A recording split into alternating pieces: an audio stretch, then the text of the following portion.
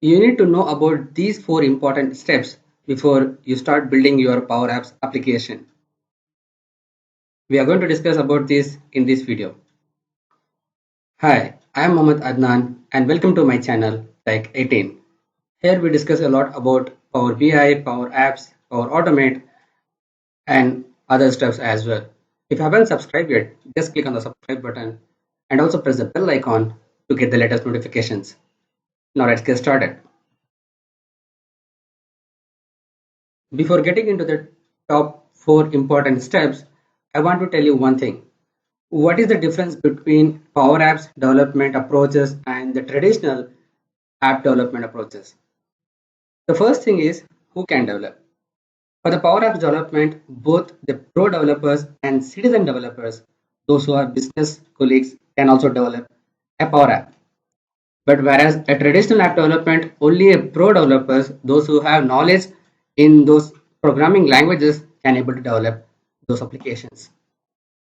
And when it comes to the development methodology, then we can use waterfall or agile methodology in traditional app development.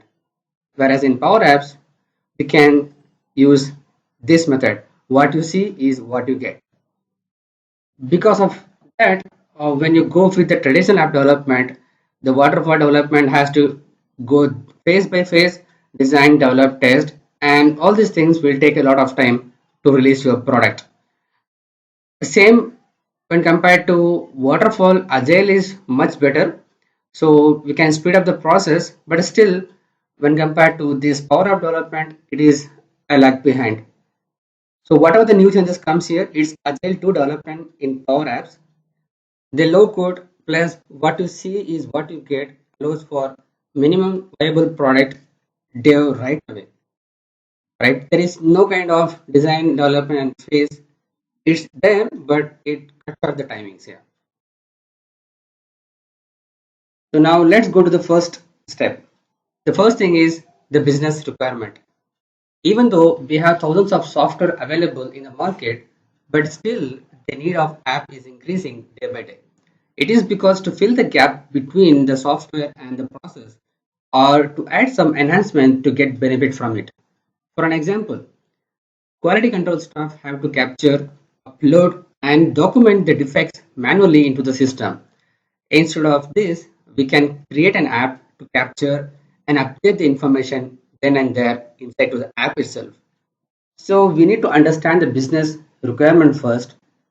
And on continuation with this one, there are certain things which you need to know during this phase is whether the information being captured in the app does not have certain security, privacy or compliance related issues or any government regulations or authentication or authorization requirements.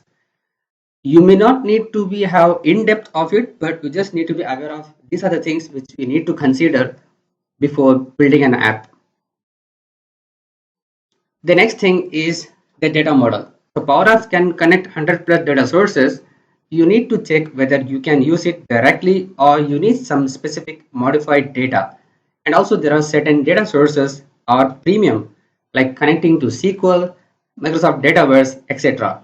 Even though the SharePoint is free, you can connect from there. A premium data source will require each user who uses the Power App to have a Power App per app plan or Power App per user plan. So there is also a cost involved in it. So you need to make sure which data source you need to use. And the third one is the user experience. This is one of the most important thing which you need to consider. The Power Apps Canvas app allow you to complete control to design on your own. So it doesn't mean that you can design as you need. You need to think about the company's standards and mainly the end user experience and accessibility. If your app need extensive training before live usage, then you need to redesign your app because you have to develop an app in such a simple way that any user can just look at and get started with that. Some of the basic design elements you will want to consider are the things like custom branding, your logo and colors, and the theme of your company. So you need to match those things. And then in pop-ups, if there is something else which we want to show it on to the user whenever they get an access to it, then best to use the pop-ups. And hide and show buttons based on user access and permissions. Too much of design, the important thing to notice here is too much of design features will result to slow down your app, because there is a lot of, even though we are not making any kind of coding here, but the power up behind the scene, it generates the codes in order to display and hide and see any of the visuals, right? So if you use extensive these kind of things, then it will result in slow your power apps application. And the last thing is the user interface. So this is also major points here. So this was till that. So I have covered some other topics here. Use Power Apps to create a mockup of your application instead of any other application like Visio, Pencil, etc. This is an added advantage if you are going to build your application in Power Apps. The reason is, if the user likes what you did, then you can start building your logics from there. You need to create from scratch again. And if you are going to use other tools, you might have to build a mockup in that, and you need to have a license for that. While building the mockups, think about accessibility and localization, global supported applications. So we're going to cover in the next slide. An accessible Canvas app will allow users with vision, hearing, and other impairments to successfully use this app. So you need to consider these things is a must. So for an example, the layout and color. The layout should be top to bottom and left to right. And the contrast ratio, it has to be 4.5 is to 1. The background color to the control colors. And you need to use the colors which can be easily visible for the colorblind peoples. And the keyboard shortcut. So you need to use the tab order in a correct and proper way. Then only user whenever use the keyboard, they can navigate between the controls easily. Screen reader support. So for the hearing impaired peoples, you can use the Microsoft Narrator, and you need to enable these features while building an app. Control type and structure. Use the right controls, icons, and group together if possible in order to easily identify which part it is.